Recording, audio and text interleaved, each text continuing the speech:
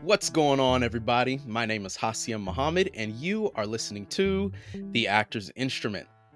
This week's guest has that one in a million story, and contrary to popular belief, it wasn't luck that landed her on HBO, but the intentional leveraging of her own talents. In her second year of college at the University of North Carolina School of the Arts, DaMya Gurley was noticed by the casting team of a Black Lady sketch show for her viral skits on TikTok.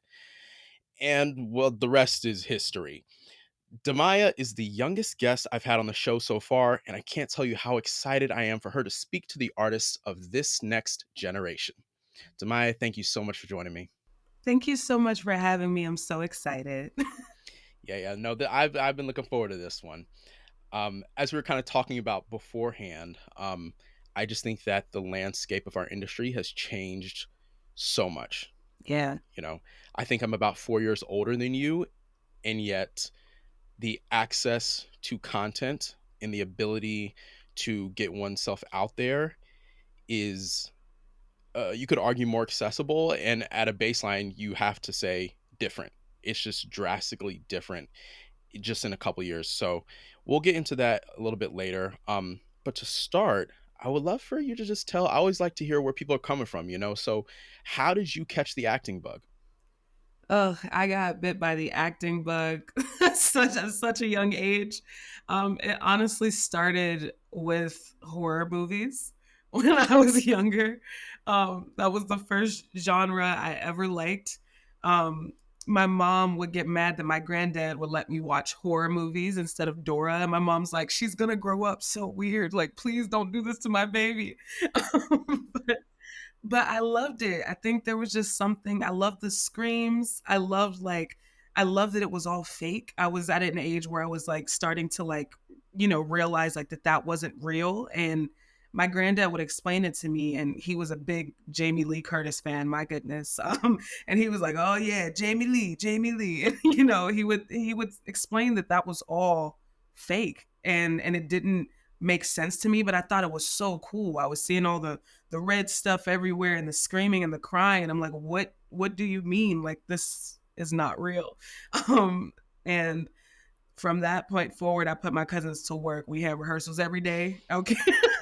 Come on, get on your I'm like, ones. listen, 10 a.m. sharp. And it was solely for little commercials that we would put together in the living room for my family. So we would take, one of my nana's perfumes or something, and we'd be like, hey, smelling dirty, come to blah blah blah blah blah. And like we would advertise these little, products and items. And my cousins, they would, eventually get annoyed, but I was the one that just wanted to keep going and keep going. Oh, you said it wrong. No, you were supposed to walk over there on this line. I was blocking scenes and I didn't even know what that was.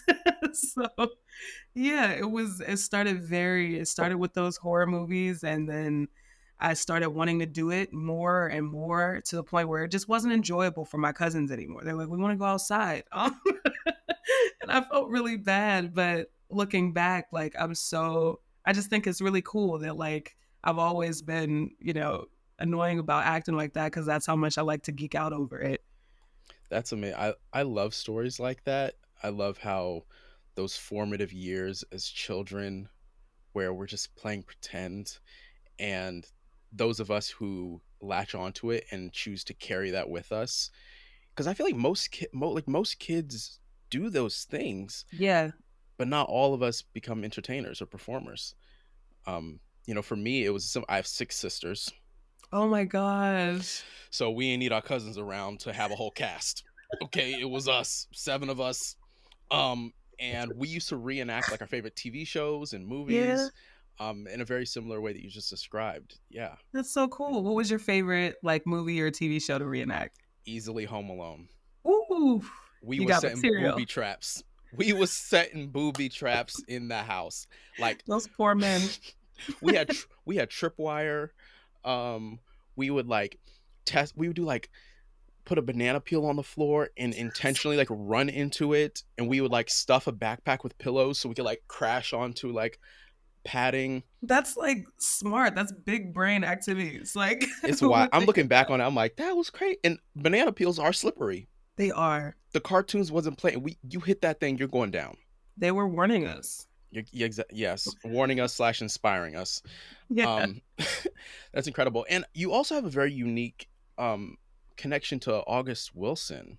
Yeah. Is that Yes. true? Can you just maybe Yeah. touch on that for a sec? So I grew up in the Hill District of Pittsburgh. We call it the Hill.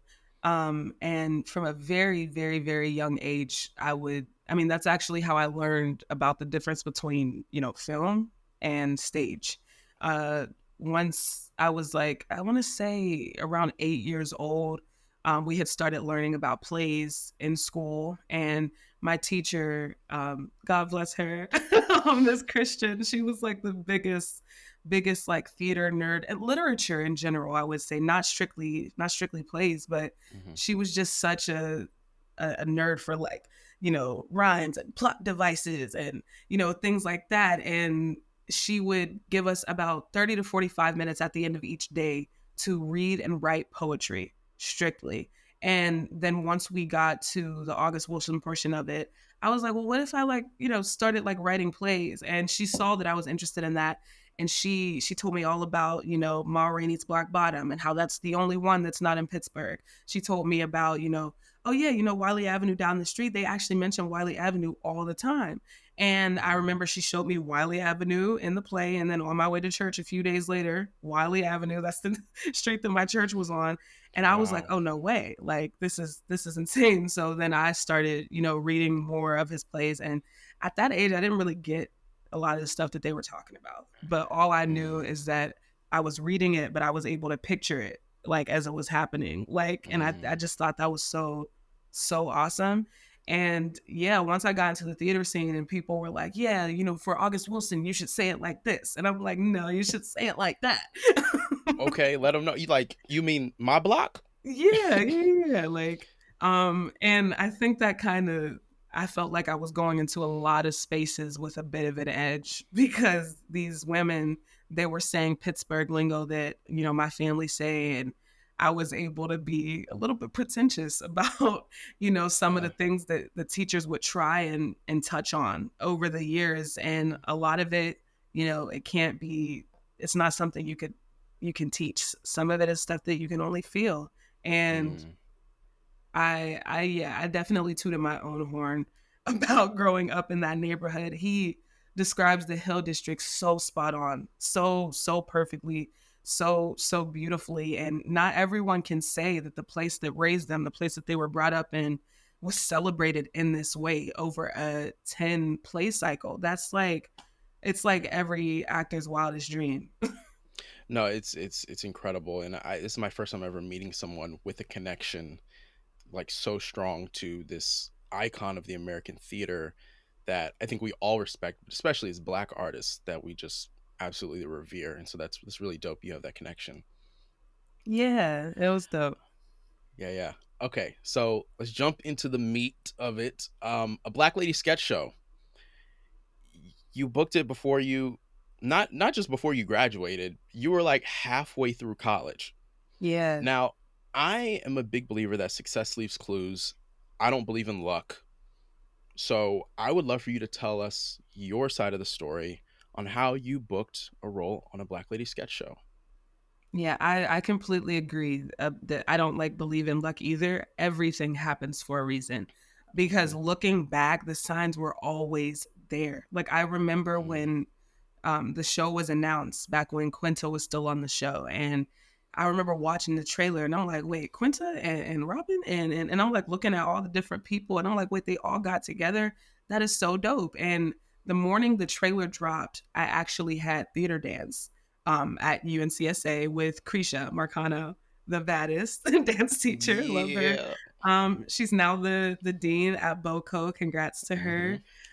But I remember before class we were talking and I was like, can you please watch this trailer? Like it's the coolest thing. I can't believe this is not something that's been done yet. Like with just all Black women. Like, and we geeked out over it. And she was like, yeah, like we're funny. Black women are funny.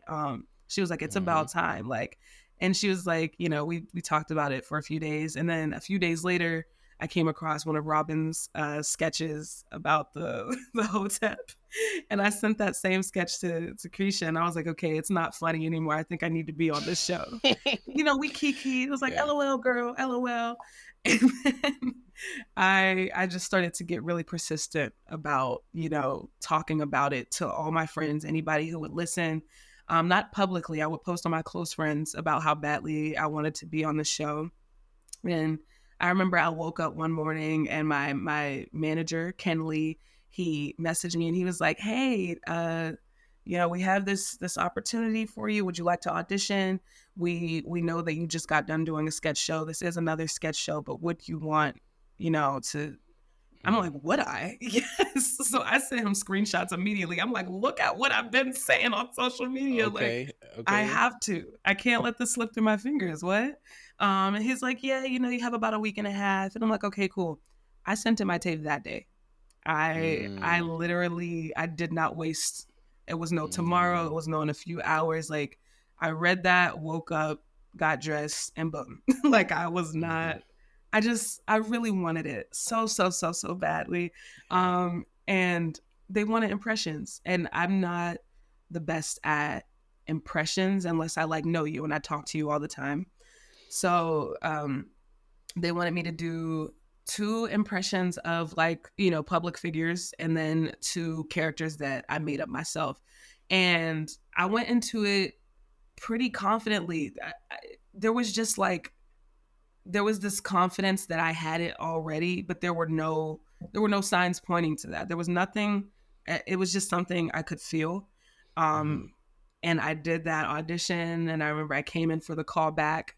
Robin Thede grilled me and she was like, "You're a baby. Like, don't listen. If I give you this chance, like, you gotta work. We're not gonna coddle you. Like, we're gonna expect a hundred Mhm. percent from you every day, even though you are the baby. Like, are you able to rise to this occasion?" And I remember being like, "Yeah, yeah, yeah. Like, I just really love this." And I just was word vomiting. And Erica Hart, I remember she was there on Zoom with this warm, calming smile, and she was just slowly nodding as I was freaking out and as I was like spitting out all these words. And she was definitely a friendly face in the midst of all of that. But then I ended up booking the show, even though I thought, in that callback, I really embarrassed myself. But they still took a chance on me. Well, and ironically, it's funny. So, I know Erica. She's amazing. Love her. And when I was chatting with Erica, her big thing was in an audition, they want to see you. She calls it the Wizard of Oz effects, or the Right. Wizard of Oz effect. Like, you had it in you the whole time. And so as you tell that story, I just like jump right back to that comment she made because I'm like, Right. well, you just show them you. You show them that black Yeah. women can be quirky, they can be funny, they can be silly, they don't have to be put together, they don't have to be like strong and stoic all the time. And ultimately, that's, if I had to guess, that's probably exactly what they're looking for. Wow. Yeah. Like just you being you, and also like you being you at a young age, and kind of that unfiltered. Like for me personally, like I'm kind of the opposite. Right. Like when I was a kid, people would describe me as like a 30-year-old man, like always like very serious, very focused, very, Right. and so like that like bubbly energy and person, it's, I don't know, it just seems like it was the right fit, and you knew that from the jump. Yeah. Um okay, let's take a step back. So, you did a sketch show before a Black Lady sketch show. Yes. So you did that while you were in school. Yeah, so well, I did leave school for another show, but Black Mhm. Lady Sketch Show is what kept me away. That was what was like, oh, hey guys, I'm not coming back. Yeah, it was a sketch show called Staple View, and it was for TikTok Live. It was like SNL before TikTok. And then I got the call for a Black Lady Sketch Show like really shortly after wrapping that, and I was like, I'm just gonna stay. I'm just gonna move to LA and just hope that I had booked something, and I did, which was Black Lady Sketch Show. I'm a big believer that like we go to school so that we can learn, take tools with us to help hopefully like book work in the future. So if you're already booking work, you know what I mean? It's like might as well skip the middle, man. Yeah. That's at least how I've felt. But I do wonder now that you've been out for a couple of years, do you feel that there's any elements that you may be missing like in your toolbox having not finished school? Like are there things that you're like, "Ah, I wish maybe this or this is what I need to work on," or you know what I'm saying, do you currently work with a coach? How do you feel like Yeah. there's a gap there at all? I definitely think there's a gap like on the business side of things for sure. Because fourth years that we take a course that's all about like the business side. Mm, And, my friends would tell me things that they would learn in that class, like things as far as like, what to send to a possible like casting person on a show that you really, really like, or how to, manage your finances, your credit, the little tax intricacies and how what to put on it so that you can properly communicate how much is coming in, how much is going out, like all the money stuff. I definitely think I missed out on a huge part of that, because I remember after getting paid for a Black Lady sketch show, like no one set me down and was like, okay. of course not. No one sat me down. I was like, okay, you're going to get this much and it'll stop here. So you need to make sure you're good from here to here. And this is Mhm. what you are going to, write down and fill out. These are the forms that you need. Like, no one told me about any of that. And I remember talking to one of my best friends, Ruby, and I was like, yeah, and like no one told me that I was gonna have to blah blah blah blah. And like, and she Mhm. was like, oh yeah, she was like, we just covered that last week. And I'm like, is that a good time? It's not a good time. Can I can I zoom in or something? You know what I mean? Can I? Okay. I was out here fighting for my life. What's going on, everybody? Hasiem here. I hope you're enjoying this week's episode. And if you haven't heard already, The Actor's Instrument is now a presentation of Red Letter Entertainment. We're excited to continue to bring you the best industry insights and introduce you to new artists who are making it work.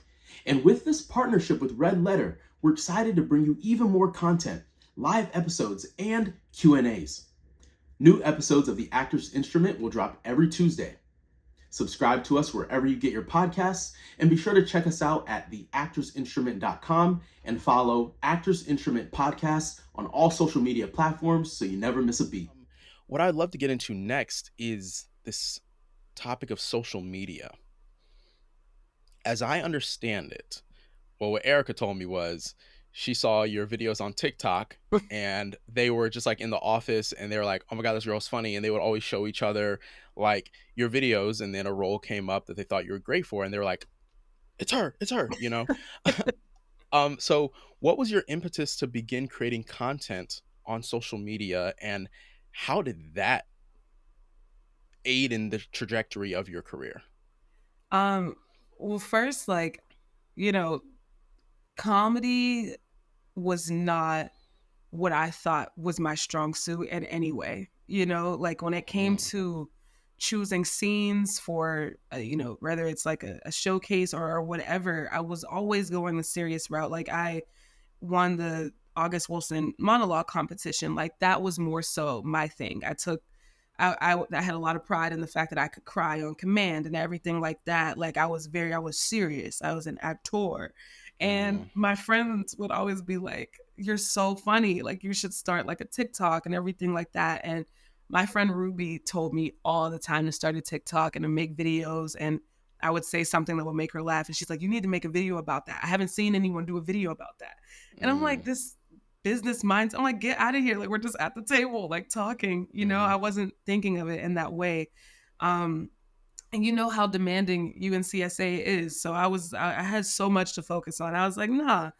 But then something called COVID happened in mm, 2020. mhm, And, I had made a couple of TikToks pre COVID just for funsies. Like it was literally just stuff that we would send to the group chats of our friend groups, but it was nothing that I expected to blow up. And then during the pandemic or the beginning of it, I remember I was just really bored. I'm an only child. So me and my mom were in mhm, there. I was back home in Pittsburgh. And I just had nothing to do. All I had was my phone, and it felt like the whole world was on the same page for a few weeks. It seemed Yeah. like no matter what your status was or who you were, like we were all experiencing something at the same time. And I've never felt like that before. And I think that kind of gave me the confidence to post because I'm like, what do I have to lose? Like, what are people going to do? Oh, she's standing in her room. She doesn't have anything better to do. She's making videos in her room. Like, aren't we all? Right. And had that not happened, I don't see a world in which I would have started a TikTok account. I the only thing Wow. that gave me the confidence was just knowing that, I wouldn't be judged and that we were all kind of in the same spot, just trying to find a way to laugh through this thing. Um, Mm. and that's when I started. I got really confident about posting, and I would post every single day, and I would find more trends and more trends. And then I started writing. Then I started writing these skits. And then I started coming up with character names. And then I started making edits. And it got really real before I even reached my first 10 likes. I was only getting 1 to 2 likes, but I had that. I was very serious about it. Even Yeah. though I don't know what was making me so serious about it, but I just was. And that was, I want to say, like 3 months before I started to blow up on the app. So Mhm. then once the audience came, the work ethic was already there. And I just Right. kind of put the two together. That's what's up. And I love that story because you did it. You took the initiative and you did it. Like your life could literally be so different right now if you didn't make a decision to say, I'm going to create content consistently every single day. I'm going to make something out of nothing during this pandemic. There were a lot of people, and this isn't to bash anybody, but I'm going to be straight up. Like, there's a lot of people during the pandemic, they're like, it's a win if all you did was like survive. Those folks, you know what I'm saying? Yeah. And if any of y'all listening who felt that way, it's okay you felt that way. The way I felt was if that was all I accomplished, it would have been a gross waste of my time. Um, Not because it wasn't a hard time and people need to take care of themselves. I'm not saying that. What I'm saying is time is a commodity that we don't get any more of. It is, in my opinion, the most valuable commodity in the world, time. And all of a sudden, we had all the time in the world. You could do it was the perfect opportunity to learn a new skill, to try a new thing. I shot a web series. Another friend of mine shot a web series. And word on the street is it's about to do some big things. let's Um, go. you put yourself on the map, like just a perfect opportunity, and it was a choice. You could have chosen to just survive, or you could choose to thrive, and that's exactly what you did. And so I think that's just Okay. incredible. Thank um you. yeah, yeah. Now, as a content creator, what have you learned working with Robin Thede? Because although maybe in different mediums, kind of doing the same thing, you know? Yeah. I mean, Robin was just such an amazing mentor throughout the entire process of season 4.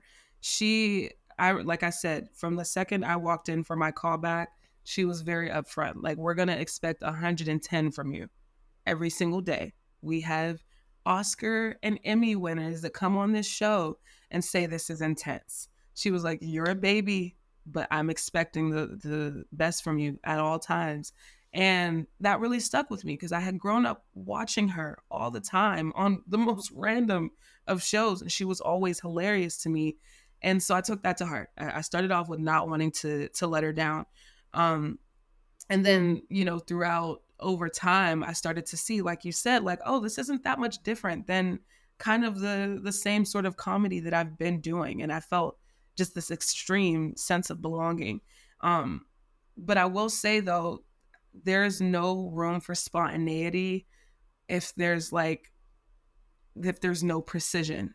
Okay, if there's no precision, then we can't be spontaneous. Like, we don't have the freedom to like do all of that stuff.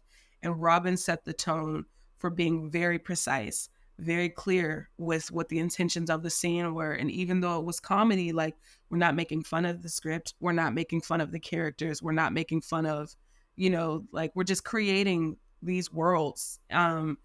And I love that because even being a content creator, I remember realizing very early on how demanding it was. And I realized there was a reason why I was running away from comedy for so long. It wasn't because it wasn't the cool thing to do. It didn't make you less talented. It felt more vulnerable for me. And Robin was one of the people that showed me that, like, you know, comedy, yeah, it makes people laugh and everything like that, but this is a skill. This is It's hard. something like, yeah, I truly believe like they can make college courses for it. Like comedy They is do. yeah, yeah, good. Like Because it's hard. it's so hard, and I sold it short for a long time. Thank God for TikTok for, getting me together beforehand. But yeah, I slowly but surely realized that, with precision and with being like as specific as possible, you have so much more room to open it up and do improv and truly live in that world because you've spent so much time creating it. And Right. that is one thing that I will say that like TikTok definitely taught me, and it still holds true even in this industry like that. Yeah, I was doing kind of the same thing as them all along, just in a different setting. Yeah. Yeah. Which is it's just a testament to the power of doing, being active, putting yourself out there Yeah. because somebody else is going to, and you don't want to be sitting there going like, "Ah, that could have been me," So that's what's up. Yeah. Final thing I want to ask you. This show is called The Actor's Instrument. So I would like to know. I'm gonna ask you to like kind of put yourself up on a pedestal real quick. What is it about your instrument? What is your defining quality that you feel sets you apart from other actors? Hmm. Okay. I want to say that I approach everything inner child first. Um, I come into it with just this naivete. I don't want to say naivete, but like there is nothing. I could be doing something for 5 to 10 years, but I'm stepping onto a new project. Like this is the first time I've ever gotten this opportunity. I'm going to Mhm. ask so many questions. I'm just going to be very, very curious. I could go in for a horror movie audition. I feel like I know everything that there is to know about horror movies, but I'm still going to find questions to ask, new things to learn. If I leave an experience without a question answered, I've wasted my time. I Mm. always want to pick up something new. And I feel like that's how I was as a kid. Like if I'm walking into a room and I see something bright and red, I'm gonna run to it and I'm like, "Oh, mom, what's this?" And I'm gonna play with it and I'm gonna look at it and inspect it. And that's just a quality about myself that I never want to lose. I don't care what I've booked or who I've gotten a chance to be around.